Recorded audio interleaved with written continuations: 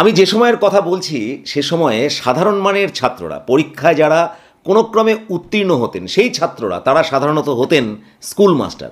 অন্যদিকে পরীক্ষায় কৃতী ছাত্ররা কেউ বা ব্যারিস্টারি, কেউ বা ডাক্তারির দিকে ঝুঁকতেন।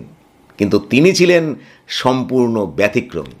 একজন কৃতী ছাত্র হওয়া সত্ত্বেও তিনি ব্যারিস্টারি বা ডাক্তারির মতো পেশায় না ঝুঁকে সেই সময়ের সাধারণ শিক্ষকতার পেশায় নিজেকে নিযুক্ত করেছিলেন।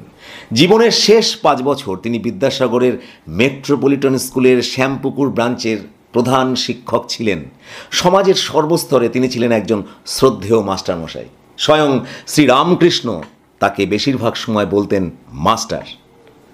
আর আড়ালে আবডালে কিছু মানুষজন এই মাস্টারমশাইকেই নাম দিয়েছিলেন ছেলেধরা মাস্টারমশাই। কেননা তার সম্পর্কে এই কথাটাও প্রচলিত যে তিনি অনেক ছাত্রকে শ্রীরামকৃষ্ণের অনুগত হতে গভীরভাবে প্রভাবিত করেছিলেন।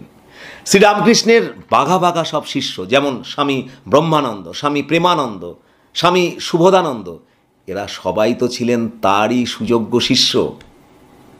তাই এই ছেলেধরা মাস্টারমশাই, ইনি ছিলেন আর কেউ নন, ইনি অত্যন্ত সুপরিচিত মাস্টারমশাই মহেন্দ্রনাথ গুপ্ত, যাকে সারা পৃথিবী একটি বিশেষ নামে চেনে। সেই নামটি হলো শ্রীম।